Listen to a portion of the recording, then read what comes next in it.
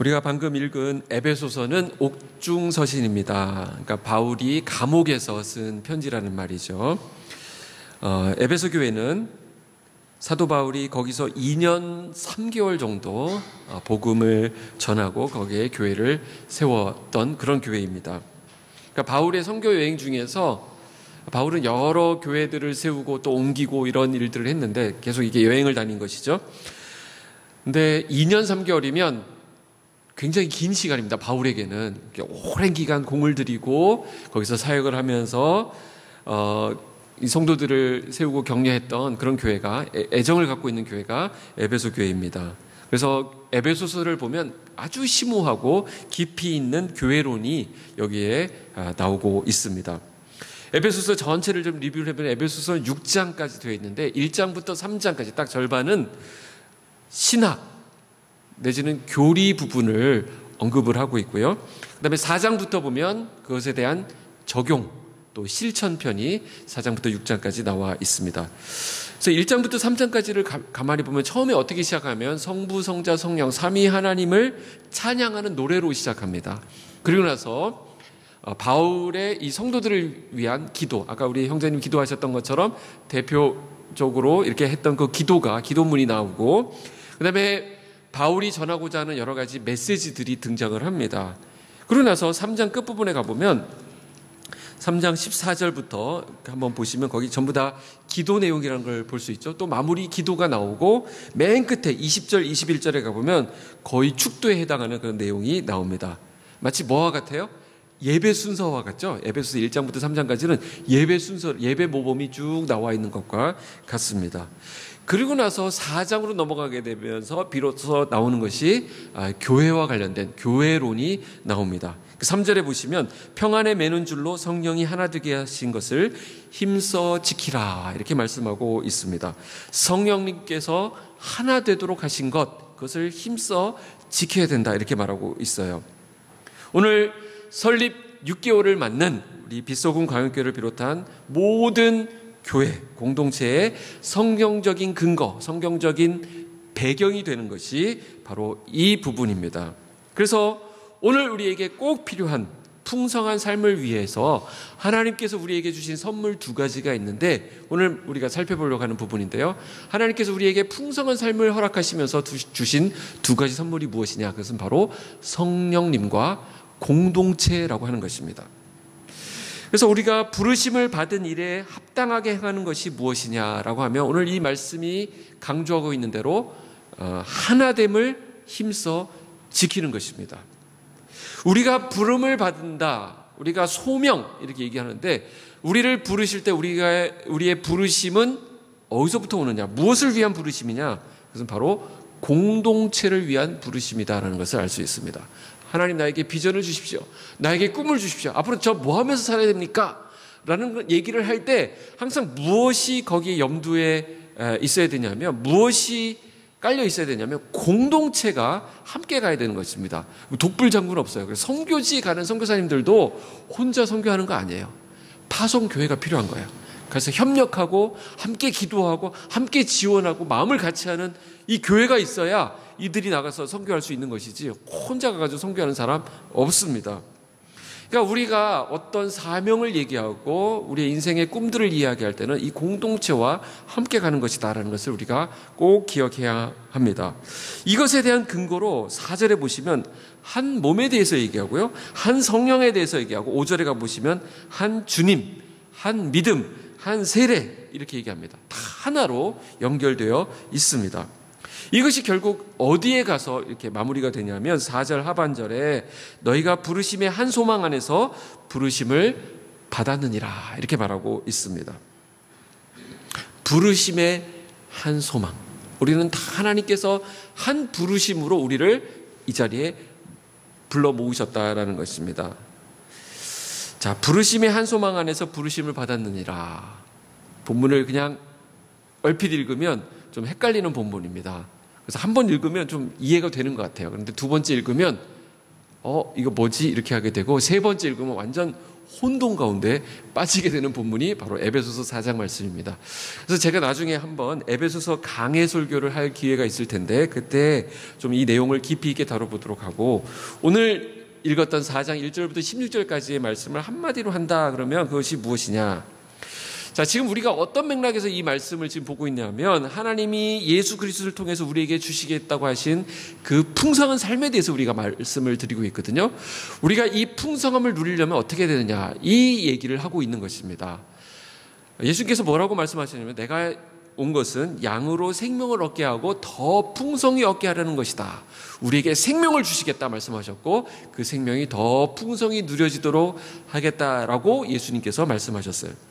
그럼 예수님께서 말씀하신 그 생명을 주신다고 그 생명은 무엇이냐? 그것은 바로 우리가 하나님과의 인격적인 만남을 갖는 것을 말해요. 우리 비천한, 우리 아무것도 아닌 미물에 불과한 우리가 영원하신 하나님, 전능하신 하나님과 그 만남을 갖는 것 자체가 우리에게 생명이 시작된 거예요.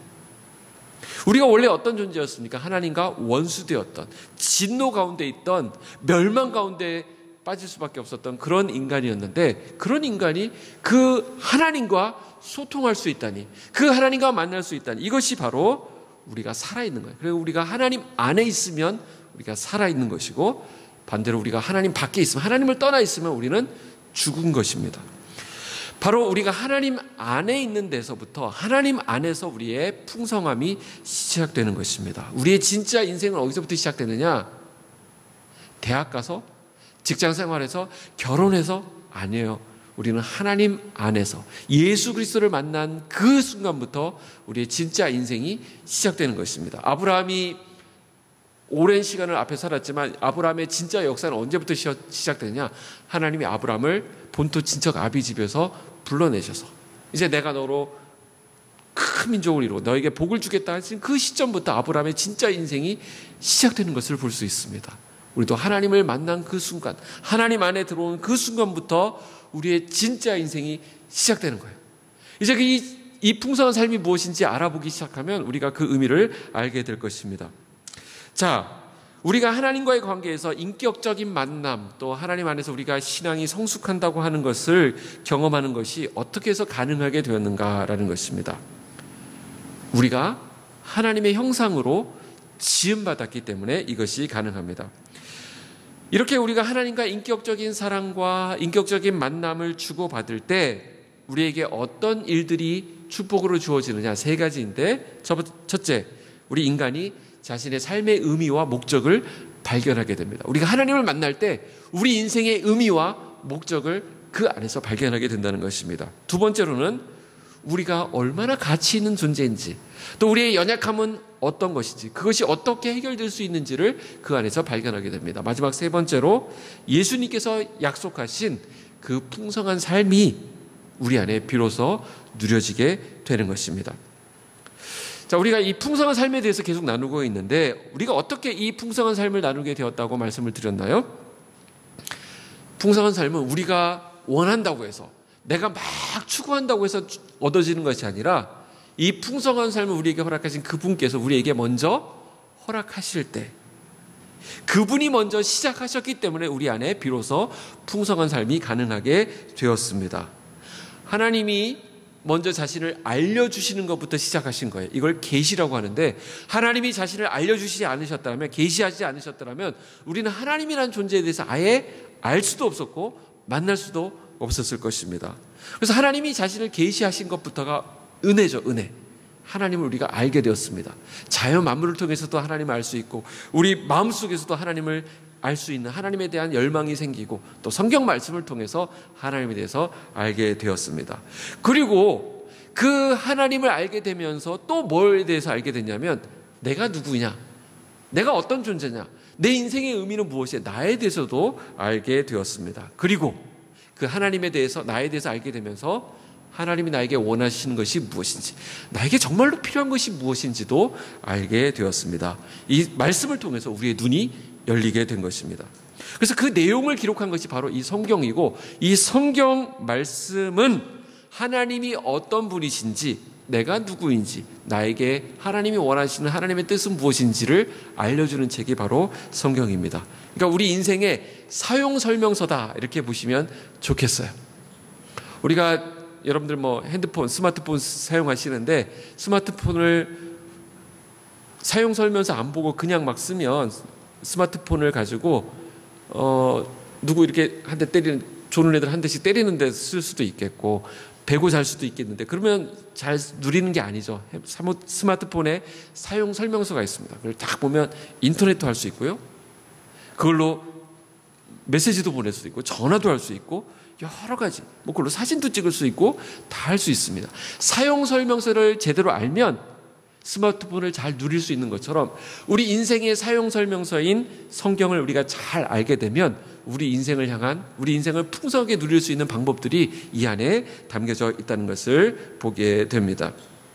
자, 결국 예수님께서 우리에게 주고 싶어 하시는 그 풍성한 삶이라고 하는 것은 이 진리, 하나님의 말씀 가운데 다 담겨 있다고 했는데, 이것이 진리이고 이것이 진리 가운데 가까이 나가다 보면 이 진리의 주체, 이 말씀이 가리키고 있는 그분이 결국은 인격적인 존재이시기 때문에 그분과 어떻게 하면 소통할 수 있는지를 알게 되는 부분이 있습니다. 그것이 바로 기도입니다. 그분을 어떻게 하면 예배할 수 있는가? 그분을 어떻게 높일 수 있는가? 그분과 어떻게 대화할 수 있는가? 이것이 바로 기도라는 것이죠. 우리가 전능하신 하나님과 소통할 수 있는 방법, 그 길이 열렸는데 그게 바로 기도라는 것입니다. 예수님은 우리가 지난 시간 2주 동안 살펴보았었죠. 어떻게 우리가 이 기도를 할 수 있는가? 우리가 신앙의 초보, 이제 막 신앙생활을 시작하신 분도 있고 오랫동안 신앙생활을 하고 계시는 분이 있는데 누가 되었든 간에 이 기도를 누릴 수 있는 방법이 주님이 가르쳐 주신 기도 안에 담겨 있다고 그랬죠. 그래서 하나님에 대해서도 우리가 기도할 수 있고 나 자신에 대해서도 기도할 수 있는데 그게 바로 주기도문이라고 말씀을 드렸습니다. 이 주기도문 때문에 우리가 하나님과 의미 있는 소통이 가능해졌습니다. 결국 하나님께서 계획하신 그 풍성한 삶, 즉 우리가 살아내야 될 그 풍성한 의미 있는 삶을 살도록 하기 위해서 하나님께서 우리에게 허락하신 것이 말씀과 기도라는 것을 알 수 있습니다. 말씀을 어떻게 우리가 활용할 수 있죠? 통독과 성경 묵상을 통해서 이 말씀을 알아볼 수 있다고 그랬죠. 그래서 묵상의 방법에 대해서 제가 몇 차례 말씀을 드렸고, 그 다음에 이 기도를 어떻게 누릴 수 있는가도 말씀을 드렸습니다. 자, 그런데 말씀과 기도 이거 있다 그러면서 우리에게 툭 던져주고 끝내신 것이 아니라 이것을 어떻게 활용할 수 있는지 돕는 선물들을 우리에게 주셨어요. 이 선물이 뭐냐면 2가지입니다. 오늘 말씀의 핵심이 되겠는데, 우리가 이 말씀과 기도를 통해서 어떻게 풍성한 삶을 살아갈 수 있는가를 돕는 2가지 선물이 뭐냐면 그게 바로 성령과 공동체라고 하는 것입니다. 한번 따라해 보실까요? 성령과 공동체. 네, 이 풍성한 삶을 시작할 때 이 말씀과 기도가 우리 속에서 어떻게 살아서 움직이도록 할 수 있는가, 그걸 돕는 분이 있는데 그게 바로 성령님이라는 분입니다. 성령 하나님은 우리가 예수님을 우리의 구주로 우리가 받아들일 때 우리 속에 들어오셔서 우리를 떠나지 않으시고 우리와 함께 하시고 우리와 늘 함께 하시는 그분이 바로 성령님이세요. 우리를 돕는 분이시죠. 그래서 그분은 우리를 어떻게 돕냐면 우리를 진리 가운데로 이끌어 가십니다. 우리가 성령님을 통해서 진리 가운데로 나아갈 수 있어요. 그래서 예수님께서 승천하시면서 내가 너희에게 보혜사 성령을 보내겠다. 성령님의 앞에 붙는 별칭이 있는데 보혜사라는 거예요. 보혜사가 뭐냐면 우리말로 영어로 하면 헬퍼예요. 헬퍼, 돕는 자. 어려운 말이지만 영어로 하니까 오히려 쉬워졌죠. 헬퍼, 돕는 자가 되십니다. 그러니까 성령님은 우리를 도와주시는 분이세요. 우리를 특별히 어떤 일을 돕느냐? 우리 성령님이 우리가 성경을 볼 때 우리를 진리 가운데로 인도해 주십니다. 그냥 덮어놓고 읽으면 안 보여요. 그러나 성령님이 우리 안에 계셔서 이 말씀을 조명해 주시면 우리가 진리를 깨달을 수가 있습니다. 요한복음 16장 13절에 그래서 그러나 진리의 성령이 오시면 그가 너희를 모든 진리 가운데로 인도하시리니 그가 스스로 말하지 않고 오직 들은 것을 말하며 장래일을 너희에게 알리시리라 말씀하셨습니다. 자, 우리가 성경을 읽을 때 그분이 깨닫게 하시고 진리를 드러내신다 이렇게 말씀하셨죠. 그분이 성령님이십니다. 성령님의 그 다른 이름은 하나님의 영, 그리스도의 영 이렇게 얘기를 합니다. 그래서 그리스도의 영, 예수의 영이란 뜻이 뭐냐면 이 성령님이 이 성경을 읽으면서 성령님을 통해서 우리가 예수님을 더 알게 되고 더 사랑하게 되고 이렇게 된다는 것입니다. 그러니까 성령님은 이 진리를 머리로 이해하도록 깨닫게 하시는 지적인 도움만 주실 뿐만 아니라 우리로 하여금 그 하나님, 이 말씀을 통해서 만난 그 하나님을 사랑할 수 있도록 우리에게 하나님의 사랑을 우리 안에 부어주십니다. 로마서 5장 5절에 소망이 우리를 부끄럽게 아니함은 우리에게 주신 성령으로 말미암아 하나님의 사랑이 우리 마음에 부은 바 됨이니 그랬습니다. 성령님께서는 우리가 하나님을 사랑할 수 있도록 도와주시는 분이세요. 뿐만 아니라 우리의 부족한 부분을 깨닫게 하시고 때로 우리를 말씀을 통해서 꾸짖기도 하시고 또 위로도 해주시고 격려도 해주시고 싸매어 주시고 이렇게 하시는 분이 성령님이세요. 또 우리가 기도할 때 우리가 기도할 힘이 없어가지고 그냥 자포자기하고 이렇게 그냥 낙심 가운데 있을 때 우리 속에 계신 성령님은 어떤 일을 하시냐면 말할 수 없는 탄식으로 안타까워하시면서 우리와 함께 우리를 대신하여 기도하신다 이렇게 말씀하셨어요. 우리가 구해야 될 기도를 성령님께서 대신 또 기도해 주시기도 하십니다. 우리처럼 이렇게 부족하고 잠깐 결심했다가 또 넘어지고 자빠지는 우리들을 온전한 방식으로 그리고 꼭 필요한 방식으로 우리를 도우시고 우리와 함께 해주시는 것은 엄청난 축복입니다. 여러분들 안에 다 성령님이 계시는 것이.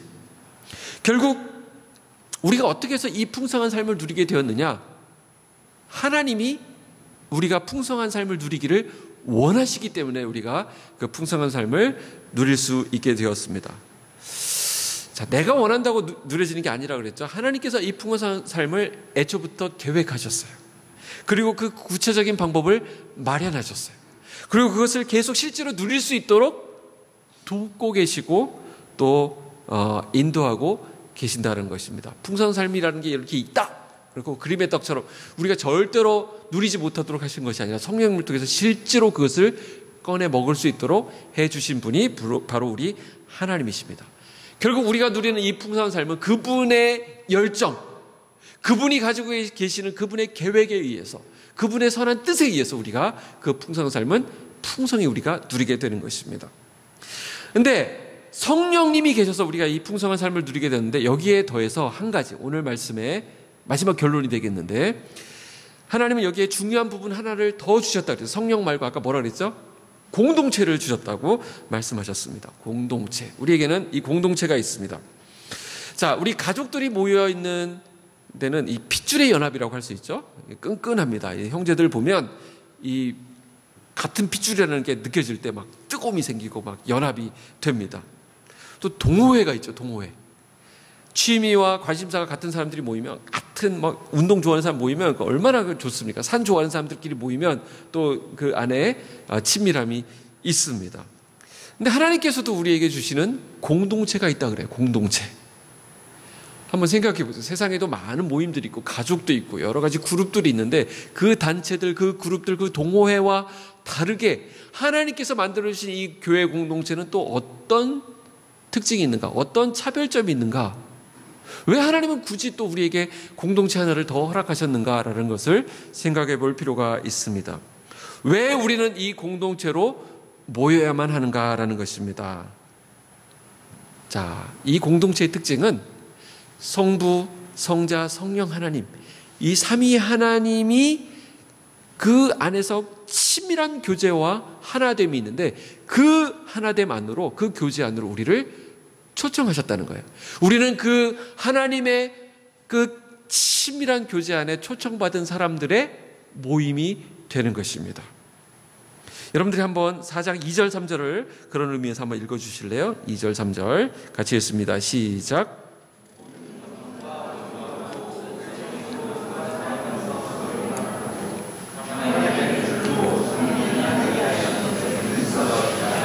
네, 여러분들 거기 읽으면서 어떤 부분이 좀 강조됐는지 확인하셨나요?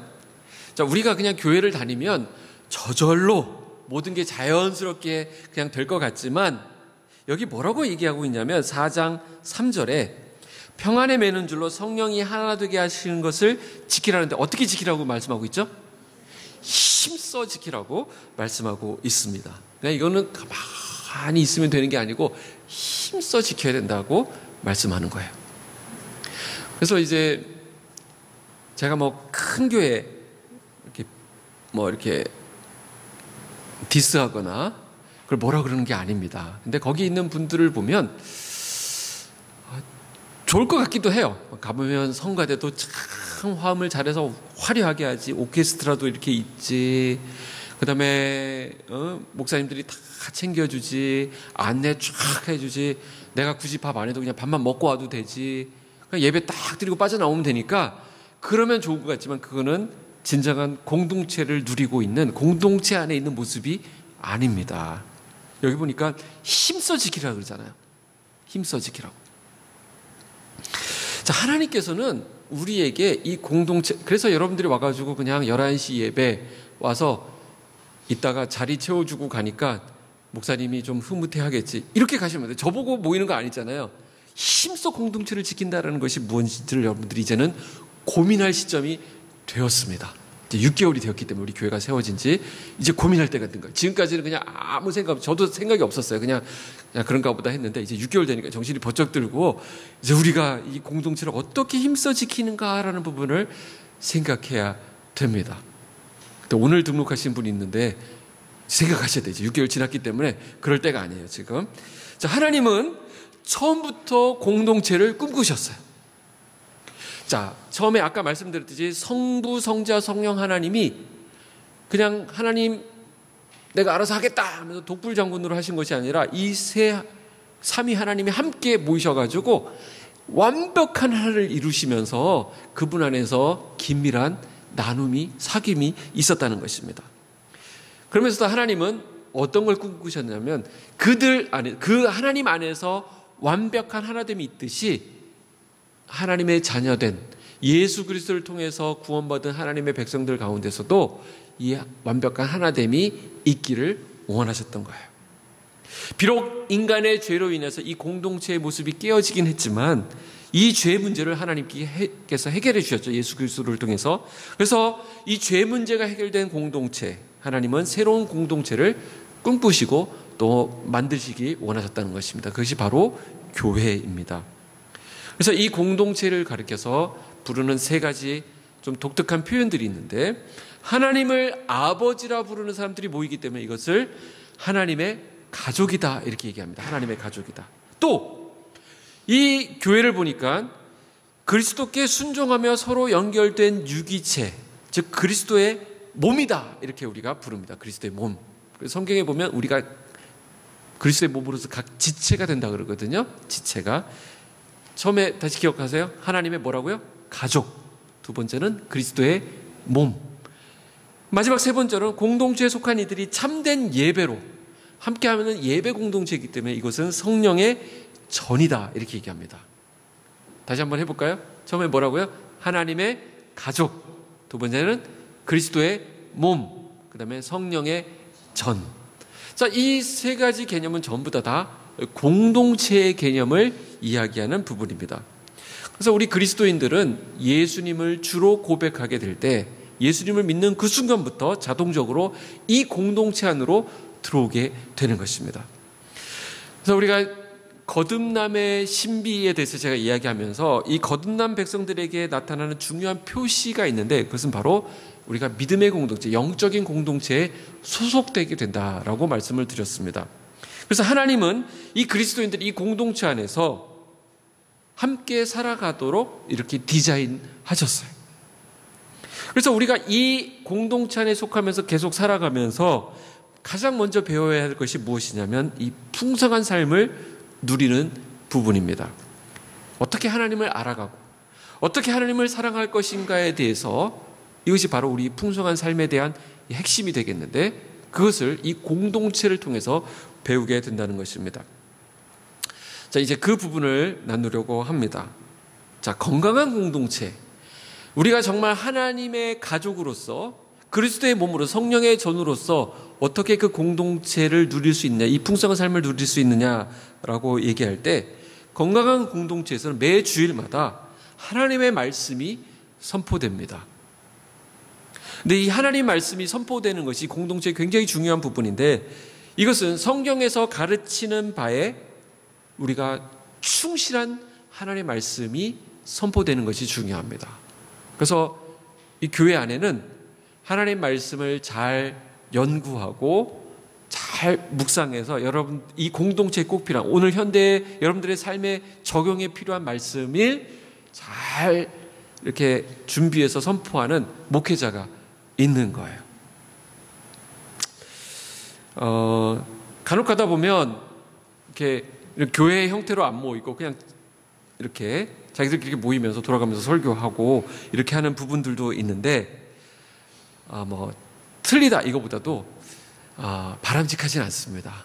하나님 말씀을, 공동체에 주시는 하나님 말씀을 같이 듣고 같이 고민하고 같이 순종하는 것이 필요해요. 제가 조금만 더 말씀을 드릴게요. 모든 그리스도인들은 이 주일 예배를 통해서 선포되는 말씀을 통해서 이 선포되는 말씀을 같이 듣는 그 순간, 그것이 바로 어떤 의미를 갖냐면 우리에게 풍성한 삶이 시작되는 출발점, 또는 우리 공동체가 하나다라고 하는 공통 분모가 그 선포되는 말씀을 통해서 이루어지게 되는 것입니다. 기능적으로 설교자가 있는 것이죠. 그러므로 우리는 설교를 들을 때 우리 각자에게 말씀하시는 하나님의 말씀을 들으려고 하는 이 들음의 자세가 필요합니다. 목사님을 통해서, 이 주일 예배를 통해서, 하나님께서 설교를 통해서 우리 각 사람에게 주신 하나님의 음성이 있는 것이구나. 하나님의 말씀이 저렇게 우리 공동체에 주어지는가를 우리 공동체 안에서 같이 누리게 되는 것입니다. 그래서 우리가 하나님에 대해서, 그분의 뜻에 대해서, 우리의 삶에 대해서 하시는 그 말씀을 듣게 될 때 우리는 그 들은 말씀을 우리 삶 가운데 어떻게 적용할 것인가, 어떻게 저 말씀대로 순종하며 살 것인가를 여러분들이 고민하고 기도하게 되는 것입니다. 실제적인 삶 가운데 저 말씀을, 선포되는 말씀을 어떻게 적용할 것인지를 고민하지 않고 말씀을 듣게 되면 우리 귀만 발달하게 되는 것이기 때문에 그것은 공동체 안에서 이 말씀을 누리는 올바른 태도가 아닙니다. 그것은 아무 유익이 없게 됩니다. 전에 있었던 교회 목사님을 통해서 늘 이렇게 이 부분을 확인하는데, 본인은 설교하시게 되면 설교하고 그 말씀대로 말씀을 적용하는 상황들이 수요일 안에 꼭 생기더라, 이렇게 말씀을 하시더라고요. 근데 제가 이제 교회를 같이 시작하면서 담임 목회를 하면서 보니까 정말 선포되는 말씀이 적용되는 현장들이 나타나더라고요. 근데 여러분들도 그렇습니다. 이 말씀을 같은 마음으로 받게 되면 이 말씀을 여러분들의 삶 가운데 확인하고 적용하고 순종하는 몸부림을 하셔야 합니다. 주일에 들은 말씀은 반드시 우리 각자의 삶의 현장에서 다시 읽혀져야 합니다. 다시 말해서 그 말씀을 살아내야 되는 것입니다. 말씀을 듣고 즐기는 것이 아니라 그 말씀을 듣고 순종하기 위해서 우리에게 말씀을 주신 거거든요. 그런 의미에서 이 공동체는 굉장히 중요한 역할을 감당합니다. 하나님의 말씀과 하나님의 가치관과 정반대로 가는 이 세상 속에서 우리가 살아가고 있는데, 그때 함께 이 말씀을 가지고 고민하고 이 말씀을 가지고 씨름하고 함께 몸부림치는 영적인 동지들이 필요한 거예요. 그래서 이게 나 홀로의 싸움이 아니라 함께 이 말씀을 가지고 분투하고 각자의 삶의 자리에서 순종하는 이 귀한 지체들이 있구나라는 것을 깨닫게 될 때 우리는 힘을 거기서 받게 되는 것입니다. 옆에 있는 이 분들이 전부 다 우리가 하나님의 말씀을 함께 살아내는 동지들이 되는 것입니다. 그러므로 우리가 듣고 깨달은 말씀을 우리 공동체 안에서의 그 나눔을 통해서 구체적인 상황에 적용하는 것이 필요한데, 이것은 우리가 주일날 듣는 이 설교 말씀뿐만 아니라 여러분들이 개인적으로 하는 통독과 말씀 통독과 묵상도 마찬가지예요. 제가 큐티하고 개인 성경 묵상하는 것을 권장하지만 이것이 어떤 부분에서는 또 위험하다고 말씀드릴 수 있는 건 뭐냐면, 이것이 공동체에서 나눠지지 않고 그냥 혼자만의 묵상, 혼자만의 생각으로 이렇게 머물러 있게 되다 보면 이게 조금 객관성이 결여되고 공동체 안에서 확인이 안 되는 부분이 있습니다. 예를 들어서 말씀을 보다가 하나님 어떤 말씀 가운데서는 자기를 부인하고 다 포기하고 나를 따르라 이런 말씀을 보고 나서 이제 내가 직장을 그만둘 때가 됐나 보다. 가정도 포기할 때가 되었다. 이제 내가 주님을 따라야지 하면서 모든 거 다 정리하고 어디 기도원으로 간다. 이렇게 말씀을 적용할 수 있잖아요. 근데 이 공동체 와서 조금만 저한테 그거 이자만 꺼내도 제가 당장 그거 아니라고 말씀을 드릴 텐데 혼자 씨름하다 보면 그쪽으로 가기가 쉽습니다. 이제 공동체 안에서 순장님하고 나누고 같이 이 교제를 같이 나누다 보면 그 부분에 많은 부분에 도움을 받으실 수가 있습니다. 그래서 공동체가 필요한 거예요. 내가 누구를 이제 사귀어야 되겠는데 이제 좀 결혼도 하고 싶은데 내가 사랑하는 사람이 생겼어요. 그래서 와서 이 사람하고 내가 이제 결혼을 하려고 한다는데 보니까 유부녀야. 그럼 당연히 이 공동체 안에서는 안 된다고 얘기하죠. 그거 하나님 다시 한번 기도해 보자고 그렇게 할 거 아닙니까? 그러니까 공동체가 갖는 역할이 그런 부분이에요. 우리를 함께 교정해주고 함께 성장하고 함께 바르게 하고 의로 교육하고 하는 그 기능이 말씀 안에 있지만 이 말씀이 공동체 안에서 확인되고 점검되어야 된다라는 것입니다.